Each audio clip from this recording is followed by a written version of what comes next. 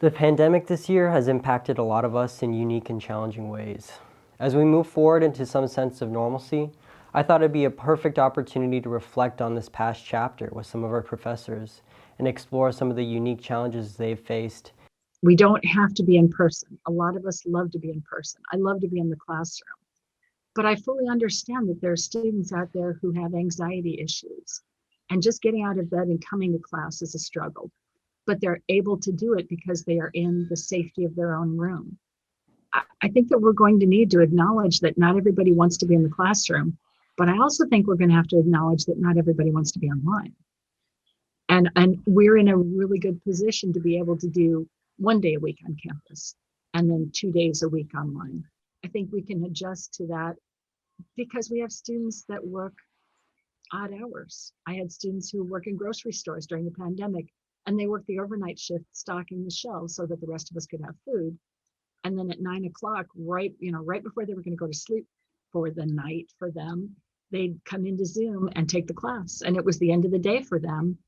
But that was the only way they were going to get that done. They couldn't get in their car and drive to campus and stay awake.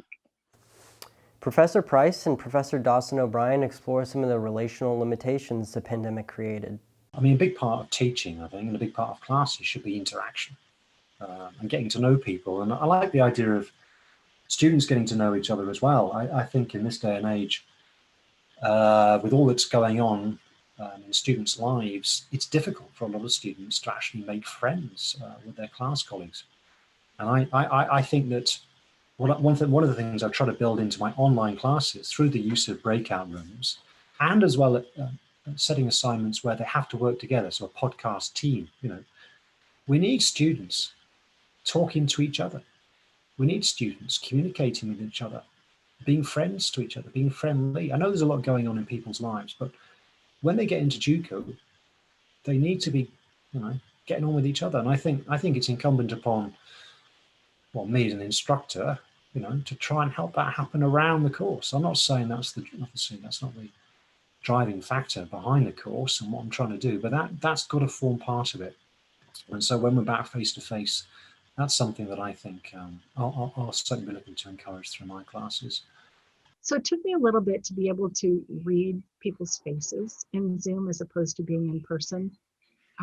We discussed a lot. There was a lot of talking to them and not interacting with them. And after a day or two of that, you realize I can't continue to do what I did in the classroom in Zoom. I actually picked up a class. I'm actually taking an online class. And it's important to be able to feel like what it's like to be on the other side of the camera, to be the one who is trying to get this information, trying to pass, trying to get through this, as well as 4 other classes, because mine is only one of 2, 3, 4, some of them have 5 classes beyond mine. We took a challenge and we did what we could with it in the best way that we know how. And I think we all came through it okay. Thanks for watching. This is Gaji Wang reporting for the Campus Ledger.